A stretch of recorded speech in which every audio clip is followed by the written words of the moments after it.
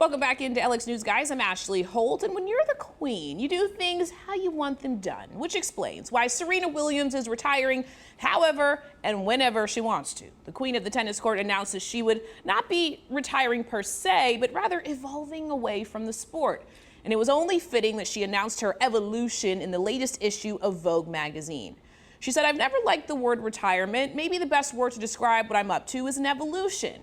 And throughout her career, we have definitely seen her evolve. She's evolved from the 17-year-old with beads in her hair who had just won her first of 23 Grand Slam titles to a wife, mother, businesswoman, and one of the greatest athletes to ever walk this planet. But like Serena recently said in post-match press conference, she's coming close to reaching the light at the end of the tunnel. Freedom. Yeah. I love playing though. It's amazing, but it's like I can't do this forever. So it's just like sometimes you just want to try your best to enjoy the moments and do the best that you can.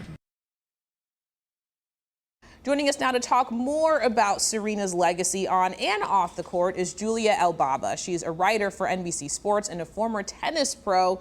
Julia, Serena is perhaps the most dominant tennis player ever, male or female. But for the haters and the doubters, Julia, can you just please run some facts by us? Why may she be considered the best? All right, Serena Williams, in my opinion, is the all-time greatest athlete in the history of any sport, male or female. 27 years on the tennis tour. I mean, I don't know any other player that's been on the tour for so long. She's got 23 Grand Slams just in singles, 14 in doubles with her sister Venus. She's been #1 for about 319 weeks, which I believe is the third most of any player, and she is a superstar. That is, I almost want to cry hearing those numbers, because who accomplishes things like that in one lifetime? But just to accompany what you're saying, Julia, we also have the numbers here. So let's look at those. 73 career titles. You just talked about 23 Grand Slam titles, which is the most in open era. 4 Olympic gold medals, by the way. And twice during her career, she held all 4 major titles. So you were just talking about this, but among the all-time greats, living or dead, how do we rank Serena? How do you even have that discussion?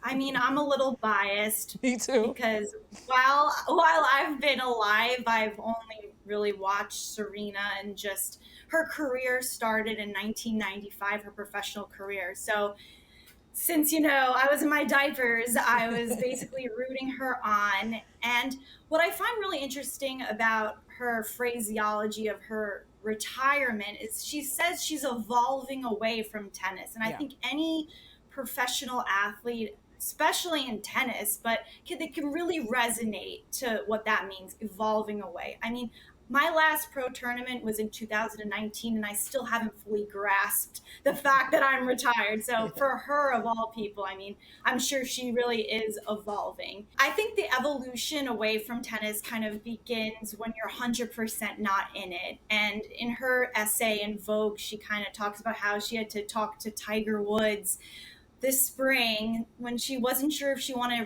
to return back on the court, and he kind of just gave her that little push to go back, you got this. But just reading that, I feel like it's been some time since she's really felt it, she could hang on for a while. Yeah, absolutely. Yeah, I write it as is she trying not to close the door all the way? Maybe a few years from now she'll want to, but we obviously want her to do what's best for her because we love her as a whole person.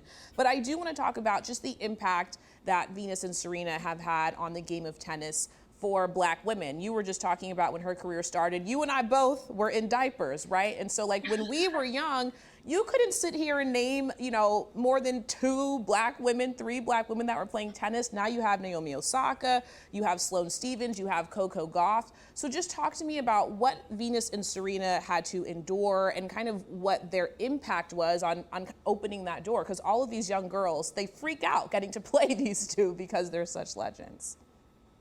Definitely. Serena has made such an enormous impact, not only on the court, but off the court. She really, one of my favorite things is that she normalized having an athletic build. Yeah. She normalized muscles, See, in the back in the day, it felt like it was about being slim and cute. And now it's like, yeah, muscles are great. Like, that's how you get power and speed. So she really normalized that. She also normalized being competitive on the court, being fierce, cheering yourself on, fist pumping. In the past, that was considered loud. And now that's just appreciated. And just to, celebrate your own success as a female should totally be a thing. And also, she normalized having issues in your pregnancy. So, women can really look up to her. Other mothers can realize that it does happen, even to the greats of the world.